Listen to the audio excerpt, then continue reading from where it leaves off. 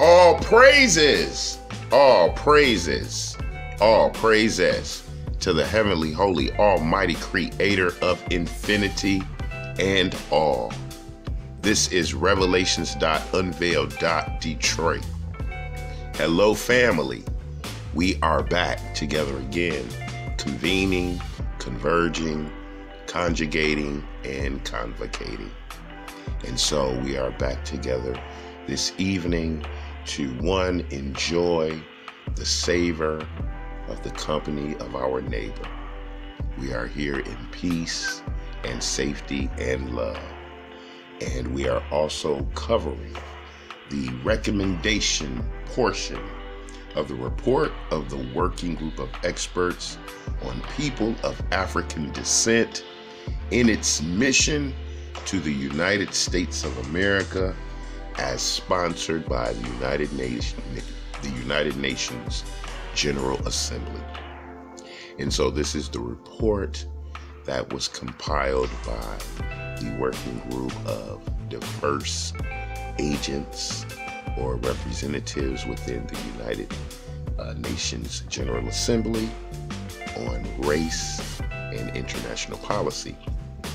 And so they formulated a report and a study of the African, quote unquote, African American people's experience in the United States from the time they arrived here in the 1600s, or well, actually the mid 1500s, up into their time in chattel institutionalized slavery, into post-slavery, into the Reconstruction era, and then into Jim Crow, and into the Civil Rights era, and into today's times and events.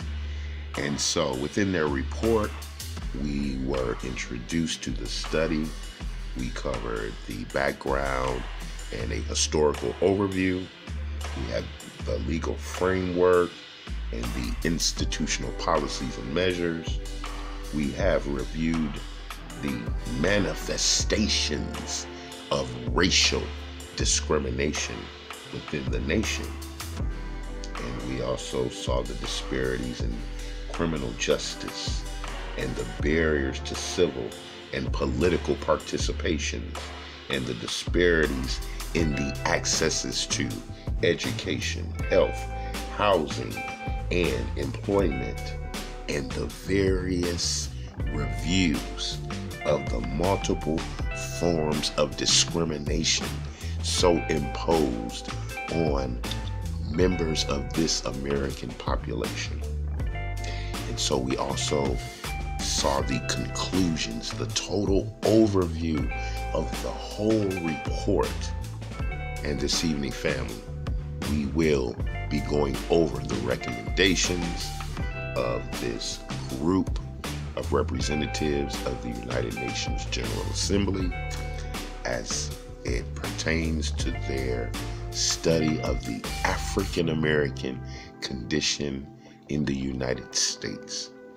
And this report is a major foundation piece of work in the petition for reparations on behalf of those descendants of the enslaved on American soil. And so as we have found our soft space in place, and we are now still and quiet, we shall begin with the recommendations from the UN report A/HRC/33/61 addendum point 2. The recommendations. The working group reiterates the recommendations that it made after its visit to the United States of America in 2010 to establish a National Human Rights Commission in accordance with the principles relating to the status of national institutions for the promotion and protection of human rights, the Paris Principles. The government should establish within this body a specific division to monitor human rights of African Americans. In addition to the above, the working group urges the government of the United States of America to consider the ratifications of the core international human rights treaties to which the United States is still not a party, with a view to removing any gaps in the protection and full enjoyment of rights therein. It also encourages the United States to ratify regional human rights treaties and to review the reservations related to the treaties that it has signed or ratified. Federal and state laws should be adopted that incorporate the International Covenant on Civil and Political Rights and other international rights treaties, as well as regional treaties. To this end, an interagency body should be created, composed of high-level individuals and officials from the executive, the legislative, and the judiciary at both the federal and state levels, who will take steps to give effect to the decisions, resolutions, views, observations, and recommendations of the United Nations human rights bodies, such as the Human Rights Council, the treaty bodies, and special procedures, and of regional human rights bodies. There is a profound need to acknowledge that the transatlantic trade in Africans, enslavement, colonization, and colonialism were a crime against humanity and are among the major sources and manifestations of racism, racial discrimination, Afrophobia, xenophobia, and related intolerance. Past injustices and crimes against African Americans need to be addressed with reparatory justice. Monuments and memorials and markers should be erected to facilitate public dialogue. Education must be accompanied by acts of reconciliation to overcome acts of racial bigotry and legacies of racial injustice. Federal and state legislation should be passed recognizing the negative impact of enslavement and racial injustice. During the International Decade for People of African Descent, public forums or hearings should be held with African Americans in order to create a constructive and open dialogue in which organizations and social movements can share experiences and engage with policymakers and institutions of the local, state, and federal government on ways to address the crisis being experienced by American society.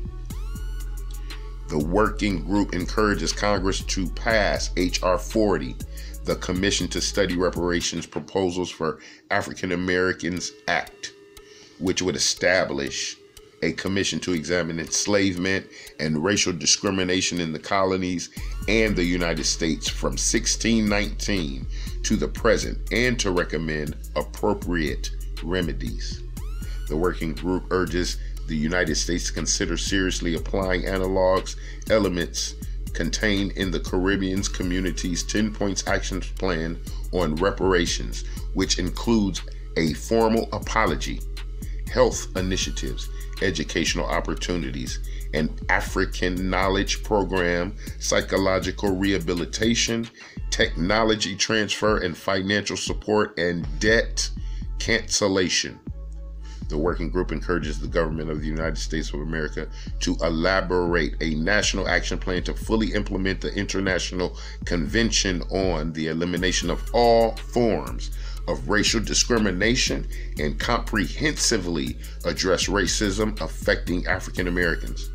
The government should increase engagement with human rights organizations and civil society and should fund them with the aim of implementing the universal and periodic review recommendations made to and accepted by the United States. The working group urges the government to ensure that recent policies undertaken to address racial disparities will be further implemented at the federal and state levels. The working group urges Congress to expedite the passing of all pending criminal justice reform bills, including the End of Racial Profiling Act and the Second Chance Reauthorization Act. It also welcomes the bipartisan support for Bill S-2123, the Sentencing Reform and Correction Act of 2015, which, among other things, proposes drastically reducing the use of mandatory minimum sentencing, and in the working group's opinion, is crucial to achieving comprehensive criminal justice reform. The working group recommends urgent action to ensure accountability for police violence against African Americans by improving the reporting of violations involving the excessive use of force and extrajudicial killings by the police, and ensuring that reported cases of excessive use of force are independently investigated by ensuring that alleged perpetrators are prosecuted and, if convicted, are punished with appropriate sanctions, by ensuring that the investigations are reopened when new evidence become available, and by ensuring that victims or their families are provided with remedies. The working group also calls for implementation of the recommendations in the final report of the President's Task Force on 21st Century Policing. The working group recommends that the government step up its efforts to prevent excessive use of force by law enforcement officials by ensuring compliance with the basic principles on the use of force and firearms by law enforcement officials of 1990. Security policies in schools should be revisited. Policing in schools should be abolished. Misdemeanor laws affecting school children should be repealed, such as the misdemeanor law in South Carolina, under which school disturbance constitutes a misdemeanor. The use of restraint and seclusions in schools should be prohibited. Early counseling should be given to students with mental health issues. Special attention and protection must be given to students with autism, attention deficit, hyperactivity disorder, and other similar disabilities. The working group recommends that the government develop guidelines on how to ensure that school discipline policies and practices are in compliance with international human rights standards. Positive behavioral interventions and support and restorative practices in school discipline should be used in order to reduce disciplinary incidents and improve learning in schools. Males should be separated from females in detention. Younger prisoners should be separated from adults. Alternatives to imprisonments for youth, such as interventions and diversions, should be explored. In imposing sentences, the welfare of the family of the accused should be taken into account, with particular attention given to the best interests of the child. Appropriate measures should be adopted to prevent excessive bail. Alternatives to detention should also be explored. Community policing strategies should be developed to give the community control of the police that are there to protect and serve them. The working group recommends that the communities establish boards that would elect police officers they want playing this important role. Before non-payment of a court fine or fee is treated as a civil contempt of court charge, it should first be determined whether the individual has the ability to pay. Imprisonment should not be offered as a way of paying off the debt. If the debt cannot be paid, the fee should not be levied.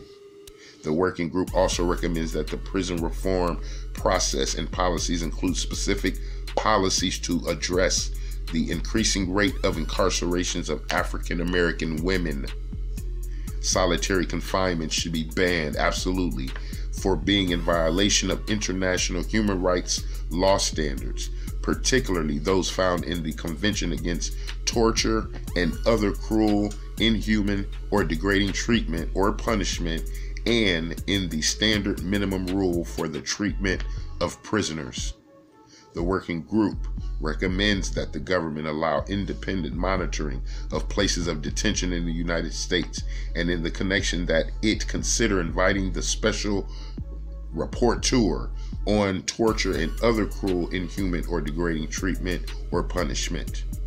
As part of a call for greater expression of commitment to the rights of detainees, the working group takes the opportunity to urge the government to ratify the optimal protocol to the Convention Against Torture and Other Cruel, Inhuman, or Degrading Treatment or Punishment, which creates a mechanism for unrestricted and unannounced visits to places of detention. International human rights standards should be observed in the criminal justice system. The working group recommends the abolition of the death penalty throughout the United States. The working group calls upon the government to ensure that all states repeal laws that restrict voting rights. In particular, it urges reinstatement of the voting rights of persons convicted of a felony who have completed their sentences.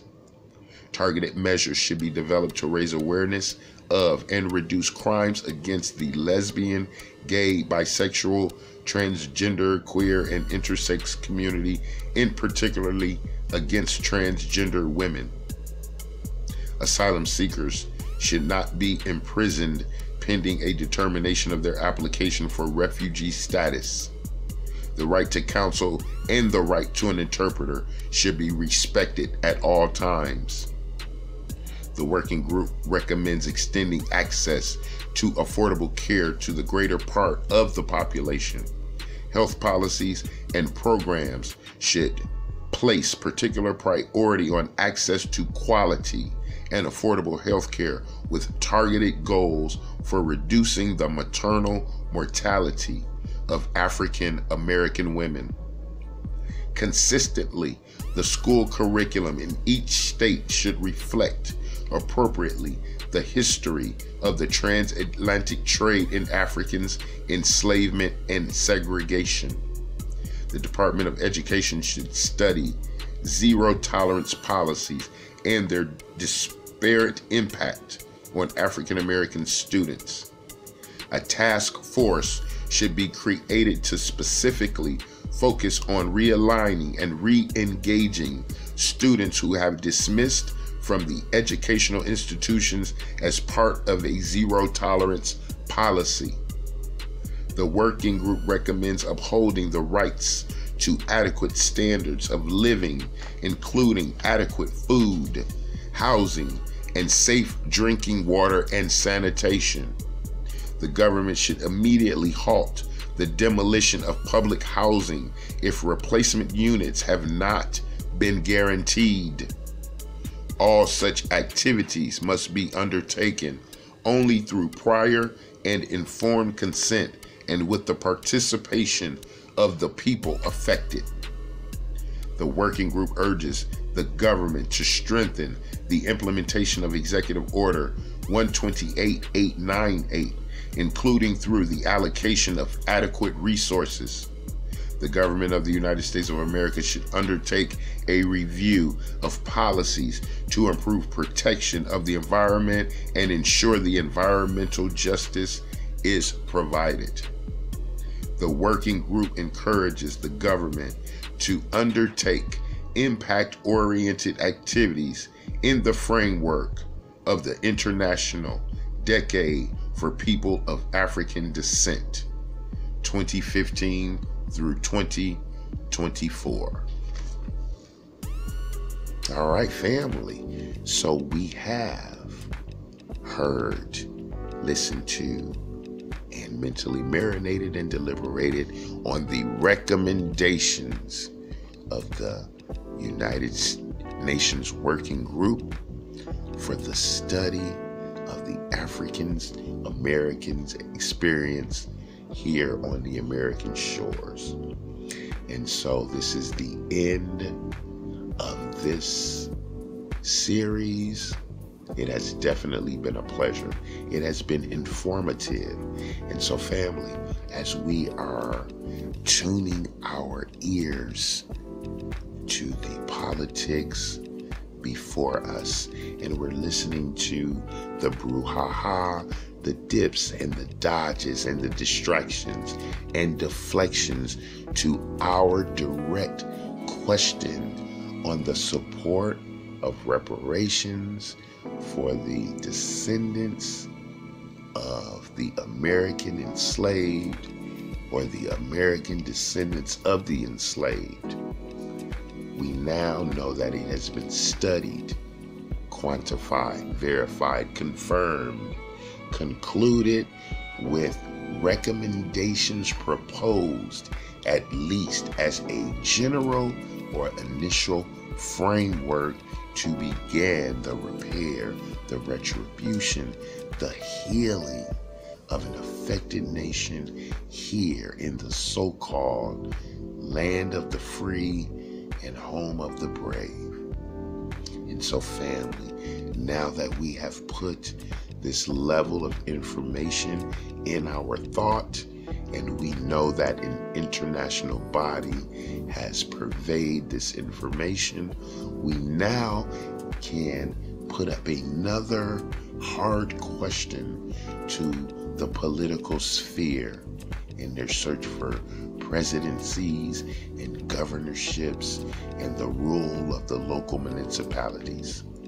What say you for the repair and reconciliation of the descendants of the enslaved of this nation? So, family, we shall continue with our review of the historical information as it pertains to our historical condition within this nation. And Lord willing, we shall convene again in truth, in love, in peace, in safety, and the expansion and escalation of our intelligences. And so, I love you. I love you. I love you. And until we are together again, this is Revelations.Unveiled. Detroit.